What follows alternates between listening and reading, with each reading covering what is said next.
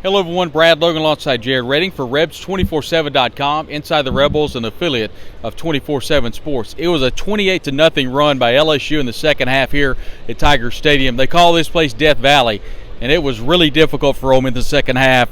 Tigers end up winning this one 45-20, and they ran away with it. Yeah, they definitely ran away with it, but it was Ole Miss who was kind of running away with it early. They got out to 17-3 lead. I mean, LSU just had no answers for dart through the air, and Jenkins had to carry a lot of the load. Zach Evans not getting a carry in this one, but once Jaden Daniels in the offense, they got some yards, especially right in front of Ole Miss defense, and it was just chunk play after chunk play after chunk play.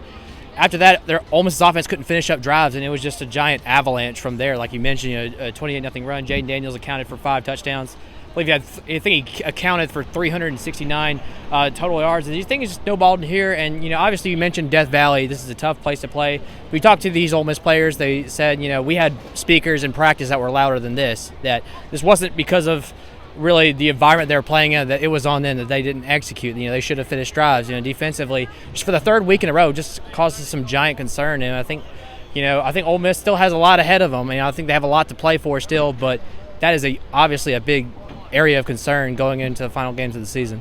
Coming into today's game, we knew Jaden Daniels was going to be a running threat, running quarterback. We saw at Georgia Tech, Auburn, Vanderbilt, we knew Ole Miss had struggled with running quarterbacks. They really struggled today with Jaden Daniels. He ended up 23 carries, 137 yards, 5.3 yards a carry. He was trouble today. And that's why I think a lot of outsiders, looked at this matchup and they said, okay, yeah, Ole Miss is number 7, but if they faced a quarterback like Jaden Daniels, especially, in a place like this, if you looked at what he did against Florida last week, anyone who watched that game would kind of raise their eyebrows, like, okay, how's this Ole Miss defense who has struggled through 2 weeks going to, be able to contain this guy? And spoiler, they didn't.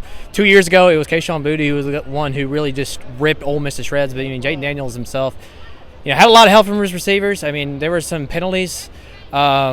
That obviously that didn't help matters either, really on both sides of the ball. But it was a guy who, if this guy is, probably the hottest player in the SEC right now, and if you look at him, you can see why alongside Hendon Hooker from Tennessee. Now you look at this Ole Miss football team; they're on the road once again. It'll be a very hostile environment next week. They go to Texas A&M. They'll face the Aggies. It's a night game. And unfortunately for the Rebels, A.J. Finley did not return in the second half due to injury. Troy Brown, the linebackers, dealing with a shoulder injury. This team is really beat up right now. They could use a bye week, but they've got to focus everything towards Texas A&M.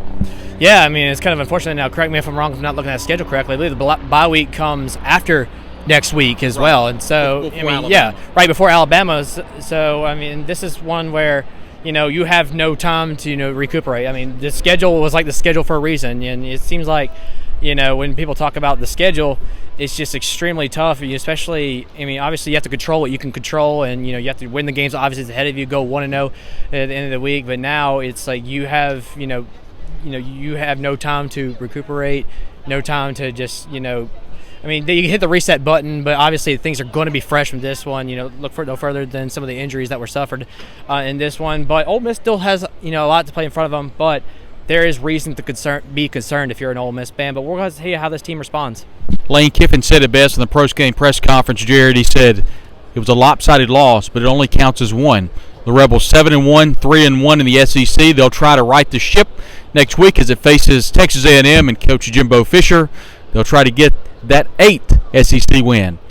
From here in Death Valley, Brad Logan alongside Jared Redding for Inside the Rebels. Rebs247.com is the website. There's full coverage right now of everything that happened right here in Tiger Stadium. For Jared Redding, I'm Brad Logan. We'll talk to you next week.